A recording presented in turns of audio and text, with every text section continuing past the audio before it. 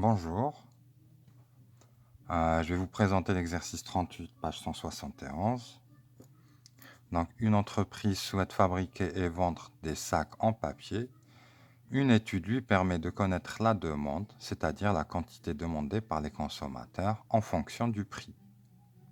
D'accord? Donc là, il y a le prix et là, il y a la quantité demandée. D'autre part, l'entreprise modélise l'offre, c'est-à-dire la quantité qu'elle souhaiterait vendre en fonction du prix. D'accord? Donc, c'est fonction offre et demande. C'est un classique en économie. La demande est modélisée par une fonction f et l'offre par une fonction g. Le prix peut varier entre 1 et 5 euros.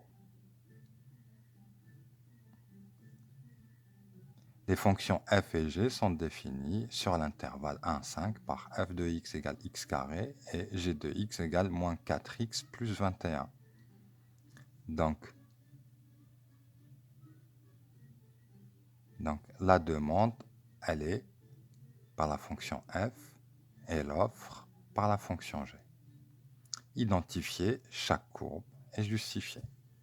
Donc là, l'identification est simple, car ici, on a une fonction affine, donc sa représentation graphique est une droite. Là, la fonction n'est pas affine, donc sa représentation graphique n'est pas une droite. Dans la courbe, donc la représentation graphique, il n'y a qu'une seule droite. Donc celle-là ne peut être que la fonction g, et donc l'autre, c'est forcément la fonction f.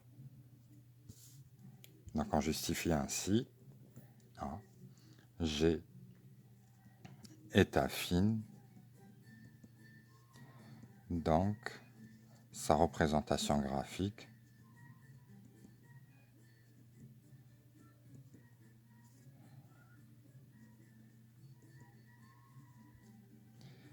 est une droite.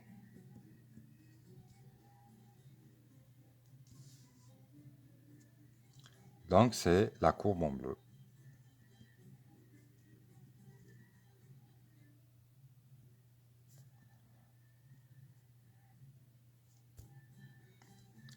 Et F en rouge.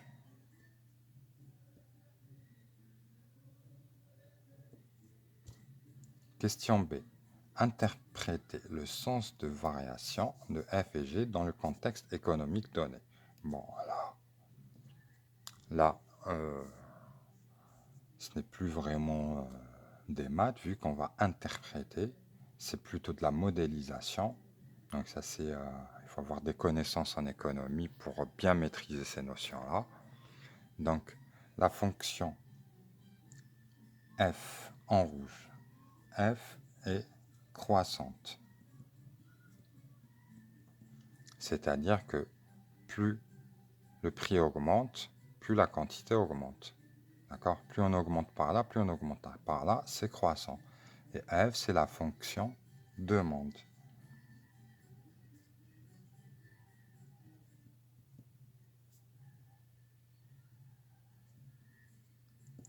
Donc ici, plus les gens demandent, plus on augmente le prix.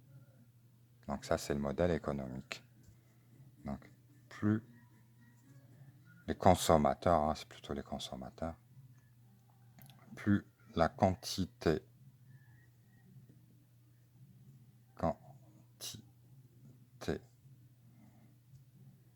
augmente, plus la quantité demandée augmente, plus le prix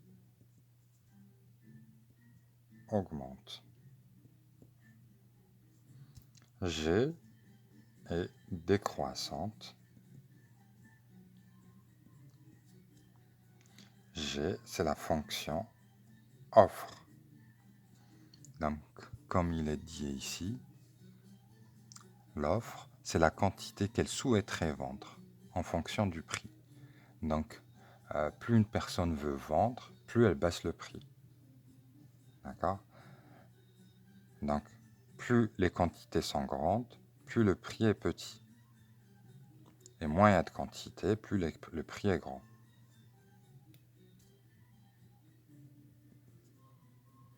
Donc, plus la quantité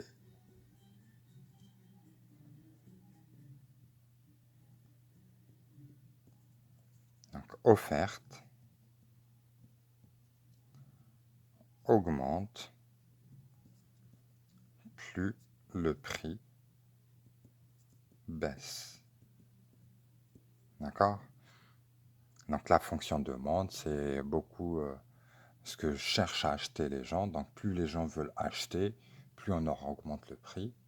Alors que dans l'offre, ça va être plutôt quelque chose qu'on veut vendre, qu'on veut liquider. Donc pour vendre le plus possible, eh bien, il faut baisser les prix. Voilà. Un économiste fera une meilleure interprétation que moi. Deuxièmement, déterminer l'offre et la demande pour un prix de 2,50 €. Donc,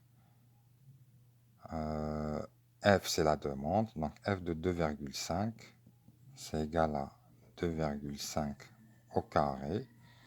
2,5 au carré, je crois que c'est 4,25 ou...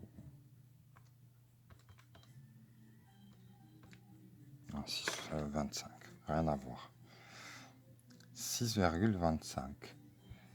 Et les quantités sont en quelle unité?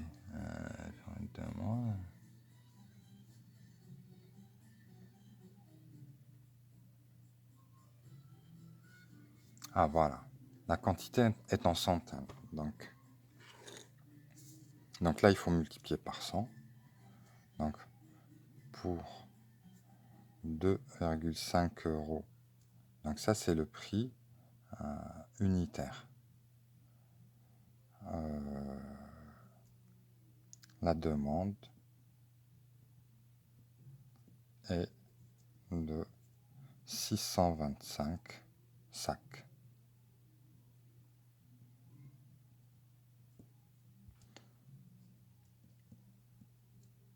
Et l'offre, moins 4 fois 2,5 plus 21. Donc ici, ça donne moins 10 plus 21, 11. Et donc pour 2,5 € donc par sac, c'est le prix unitaire.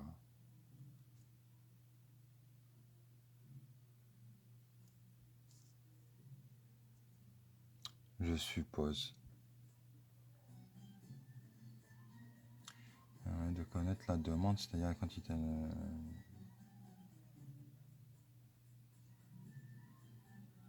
Non, là ce n'est pas écrit par sac, donc je ne vais pas rajouter quelque chose. Donc ça doit être un lot. Donc ici, pour 2,50 € la demande, l'offre est de 1100 sacs.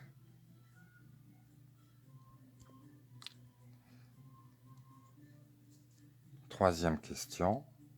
Donc là, on est dans un concept économique. Lorsque l'offre est égale à la demande, on parle de prix d'équilibre. Déterminé par lecture graphique, ce prix d'équilibre.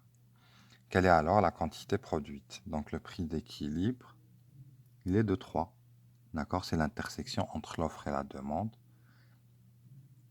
Et la quantité est 900. Donc, par lecture,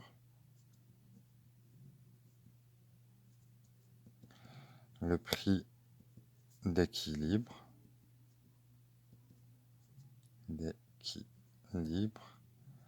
est 3 € qui correspond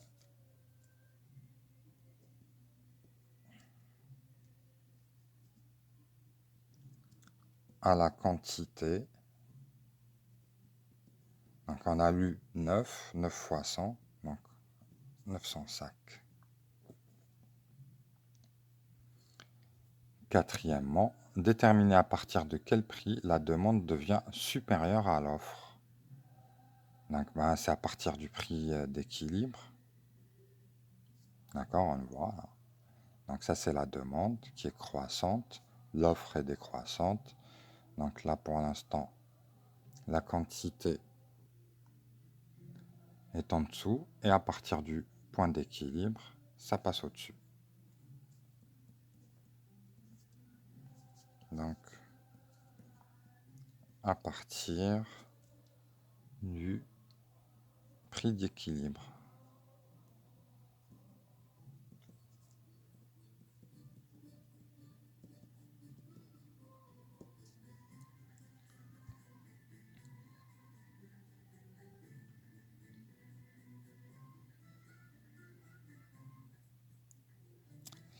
Là, ça doit être question B. Et là, la question C. Montrer que f moins g est égal à ça. Donc ici, c'est simple. Qu'est-ce qu'on va faire? On va calculer f de x moins g de x, d'une part. C'est x au carré moins 4x plus 21, qui donne x au carré plus 4x moins 21. Donc d'une part. D'autre part, on va prendre cette expression et on va la développer et réduire pour voir si on obtient ça. C'est-à-dire pour comparer les deux expressions, on les met au même format. X plus 2 au carré moins 25. Ça vaut identité remarquable. X au carré plus 4x plus 4 moins 21. Moins 25, pardon. Qui donne x au carré plus 4x moins 21. Et donc on a bien l'égalité entre les deux.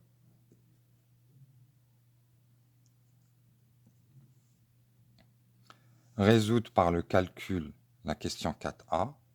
Donc la demande est supérieure à l'offre.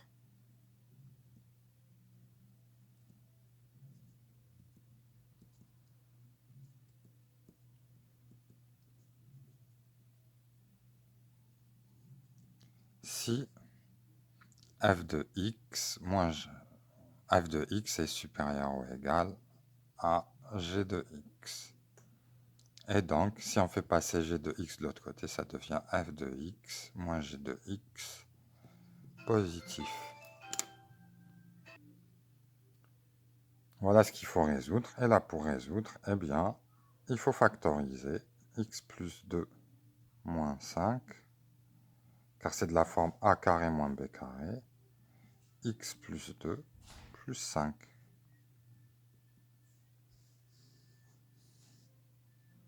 Et donc, x moins 3, facteur de x plus 5 positif. Donc là, il faut faire un tableau de signes. Or, x est entre 1 et 5, donc ça va être tout le temps positif, entre 1 et 5. Et là, on voit bien que x plus petit que 3, si vous remplacez par 1 ou 2, eh bien c'est négatif. Si vous remplacez par un truc plus grand que 3, eh bien c'est positif.